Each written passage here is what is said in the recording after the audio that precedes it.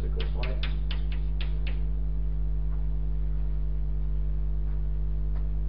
with index I, set C to be the value of f of x, and suppose, so again we need compactness, suppose that the inverse image of C minus epsilon and C plus epsilon for some epsilon is compact,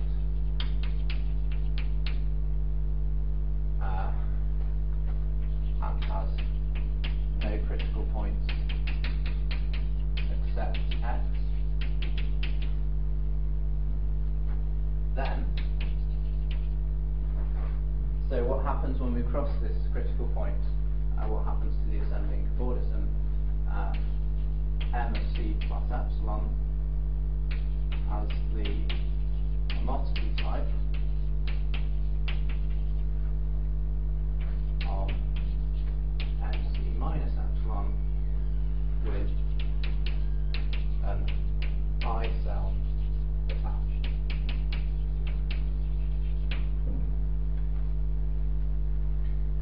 Okay, so let me try to justify this to you.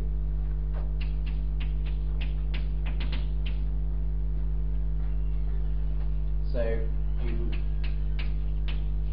look at the trajectories out of x in local coordinates.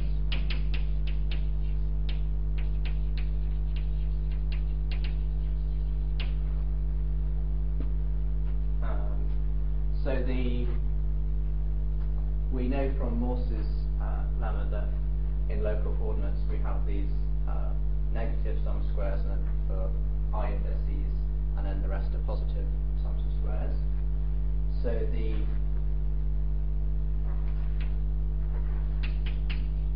first, the negative coordinates x1 up to xi, go down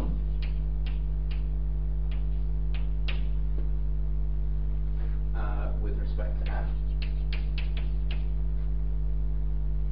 So these, let's see how to write this. I guess these trajectories get attached to m of c minus epsilon, and the other ones, the coordinates xi plus 1 up to xm, go up with respect to f, i.e. away from this ascending cobordism just below. So, okay, this is a very hand-wavy proof. So let's do an. So what we're saying is we have these I attached. So you get let's see, yeah, an I handle attached because of these, and the other trajectories aren't attached. So some example.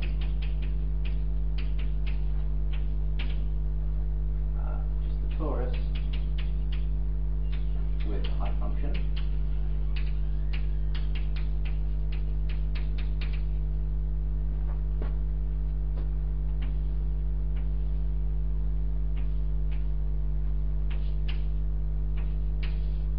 So we have 4 critical points when I draw it like this.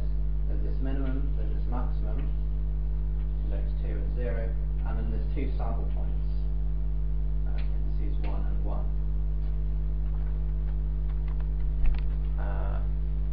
So if we take the ascending cobordism up to about here, we just have a disk like this. This is C minus epsilon, and now we consider this this critical point.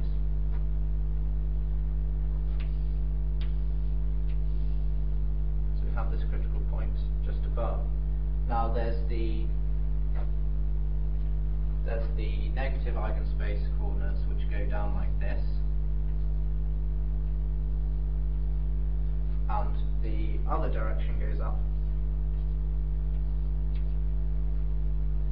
So when we approach this point, we're going to have this attached to the disk by this S0. And the same happens as you go up. You get another one here and then a disk patched on the top. So this, after attaching like that, we end up with this sort of half donut.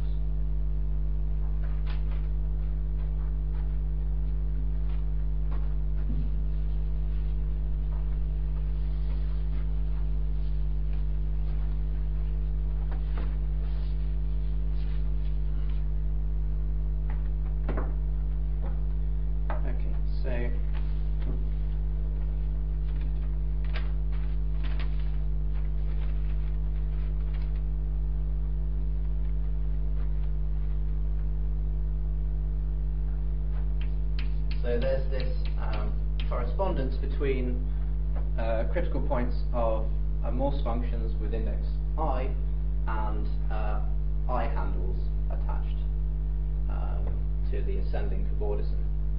And this works both ways. So if you have the trace cobordism of an I surgery, then this admits a Morse function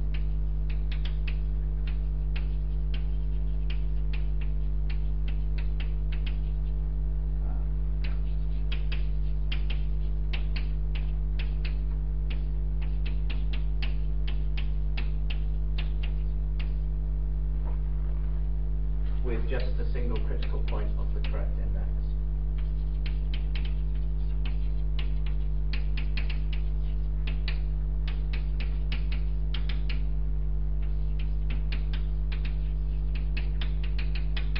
So it's index I plus 1 because an I surgery corresponds to an I plus 1 handle on the cobordism. So this is, again, it should be visible by similar reasoning.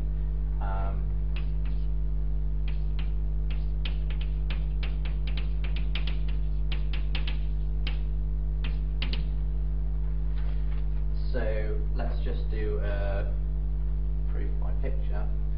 Two-dimensional example. So we have a manifold M, or this is a cobordism M plus I, and we'll just attach a one handle like this. So I don't know whether I want to colour this, but the point is that the most critical point will be the very centre of the handle. It will be the coordinate 0, 0, the coordinates I've been using before. So what you need to do is construct a gradient vector field on this handle, which will integrate to give you the Morse function that you want. You want the function to be 0 on this side, which is M, and then 1 on the boundary this side, which is the M prime. So we need a value. So 0 here and then 1 here. So all you have to do is just do something like this, where the function increases as you go towards the critical point, and then you have a saddle. It then increases as you go out towards the boundary again, and then you sort of fill gaps in between. So this is just a rough sketch, and you can do this with whatever critical point you want, or whatever handle, an I handle. You just have it increasing in the directions of the attaching sphere, down the core of the handle, and then decreasing out in the direction of the bell sphere.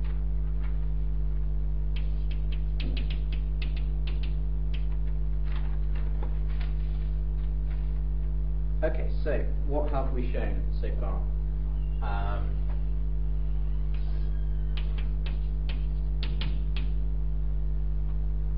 if we have a Morse function, then we get a Handel decomposition of the cobordism, or the manifold which we have the Morse function on.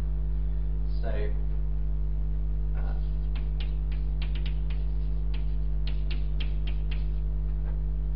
Morse, again, such that these ascending cobordisms are compact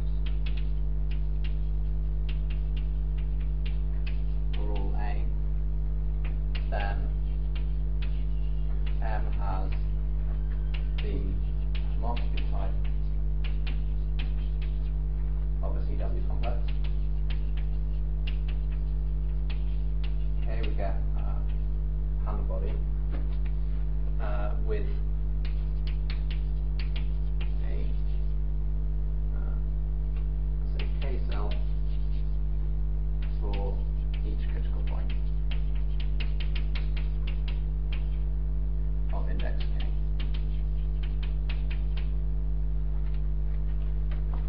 Okay, so we use Morse functions to get Handel decompositions. So the question arises, can we always find a Morse function on a given manifold?